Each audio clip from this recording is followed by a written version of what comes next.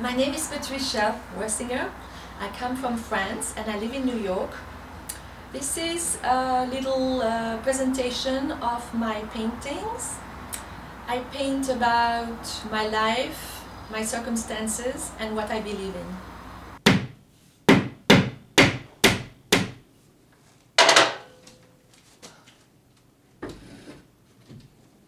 Okay, this painting is called Family Secrets. And I was interested in this painting in creating a sort of phantasmagoric atmosphere, like a dream-like scape, as in an expressionist film from the 1920s. And you have that sort of background that's full of mystery and hauntedness. This painting is called Sympathy, and it's about two magical beings who meet and fall in love, and it's about all the the dreams and energy and ideas you get when you meet someone and you click. So these are just little beings from the cosmos who meet, and they're very happy, they have a conversation, and look at all the detailed contrasting imagery around. These are all the positive elements of that meeting. Every little bubble is different. So there's definitely a lot to say for the sympathy of souls. This is my eeriest painting. I think that's also my sexiest painting. I think it's all about the otherness of sex. When you penetrate that other world of emotional force, you are in a different zone where everything that you are merges. Your past, your present, your future, and this eerie cat-like figure or bird, this is the dream of that moment that has been painted here. As all my paintings, the feminine force and the feminine sexuality is extremely expressive, but maybe more in this painting, and the darkness of being possessed and obsessed. This is another painting in that expressionist, realistic style I like, but it's not really realism, it's stylized representation of a real scene. And again, it's about women and women trapped in a psychological cage and unable to release what's inside of them because the environment is not proficient for that. So they all are caught in their dreams behind this sort of bleak urban landscape. This is Times Square, but it's also actually a vintage Times Square picture. And the cabs and the agitation of that place is what I was trying to capture.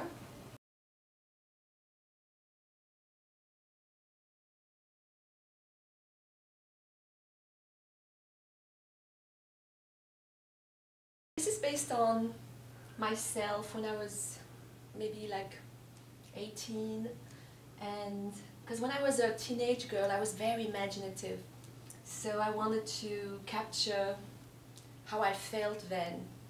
I had all these things coming out of my head I didn't understand, and it felt like a swarm of butterflies or bees. This painting is called Salome. You know, that was the woman in the Middle East, in the Bible, who asked for the head of St. John the Baptist to be presented to her on a tray.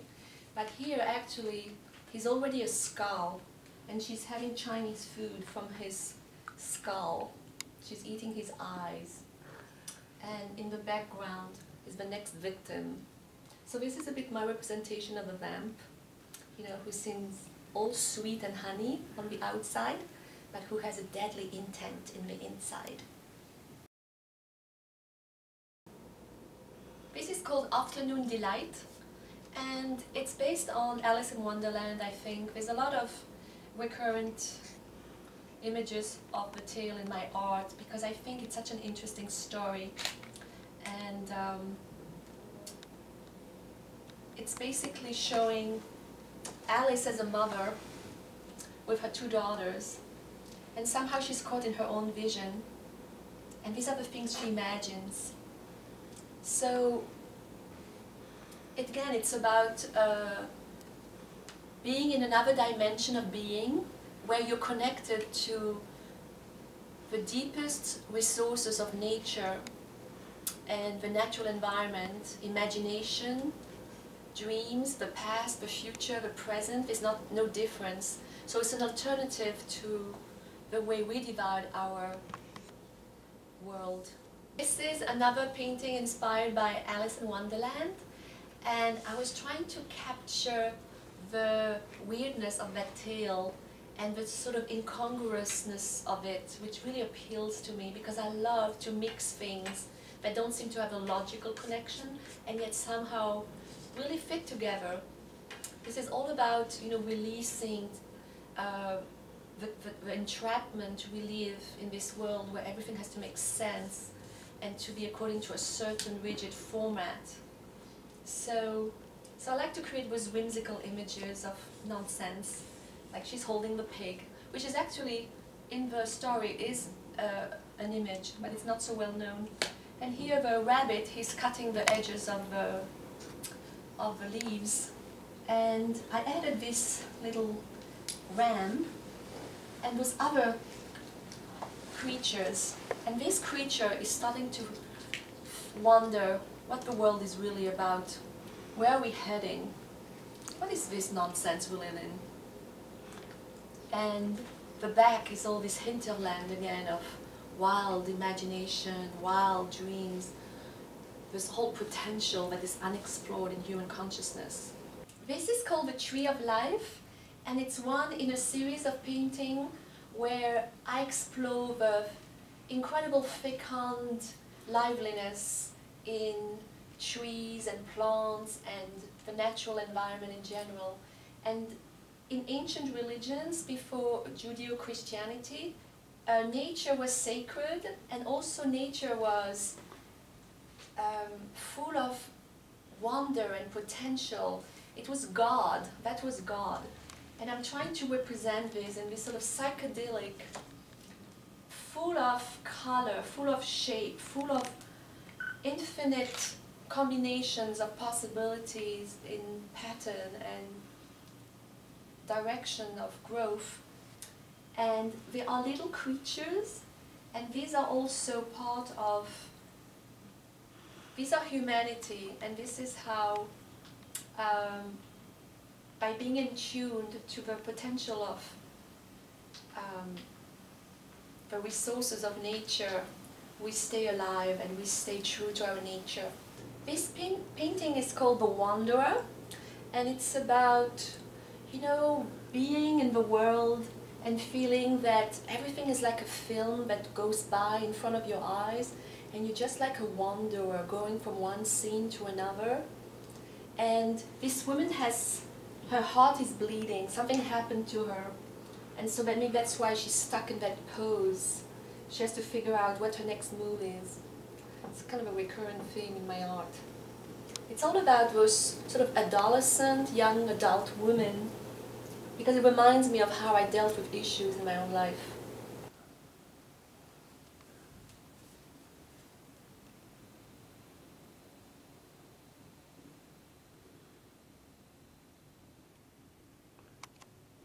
So this painting is called Woman in the Water. It's a bit like Ophelia when she drowned herself. So what I represent is again this sort of poetic world where young women kill themselves by drowning because of love. It's all this iconography that today seems a little bit silly, but it actually has still resonances.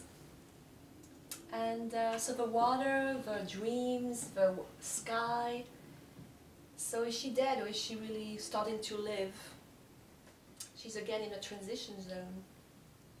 This painting is called Symposium, and it's based on one of the dialogues of Plato, and it's about love and also about culture and civilization, like the one I mentioned before. So again, you have those refined women playing piano and the lute and all that. You have a philosopher here, you have a woman who dreams, and you have another figure, she's like in a Greek chorus. And it's all about the old world juxtaposed to the world. These are the profiteers, these are the schemers who profit. And these are just the lost souls of the ancient world in our modern world. And the bird here is dead. And you know that birds symbolize the imaginary. And she's this sort of odd little girl who is full of whimsy.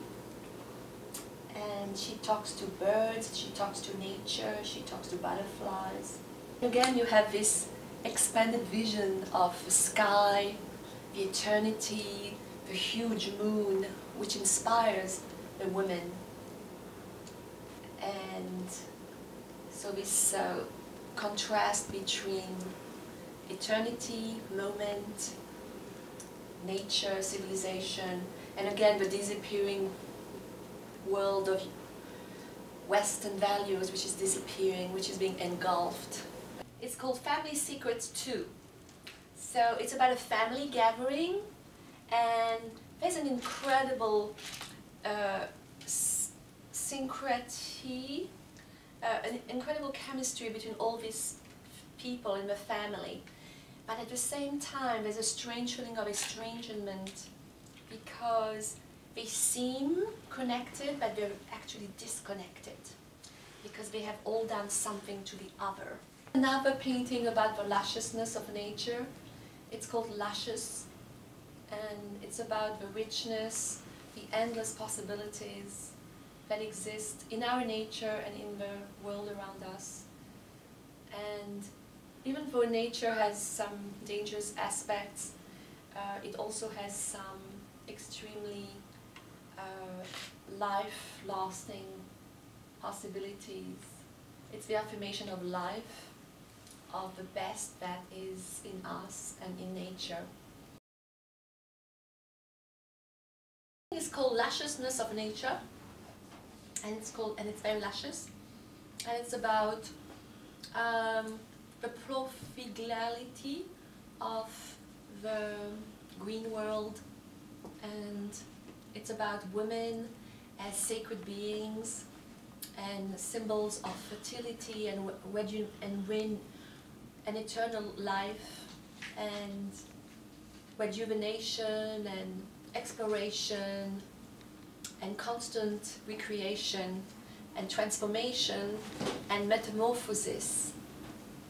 So everything is constantly shifting, evolving, muting into something else. There's a sense of constant growth and nothing lasting, nothing being fixed. Because fear is what makes us want to fix things. But if you're not afraid, if you just let things be, everything just moves around and flies, connects, and creates something new constantly.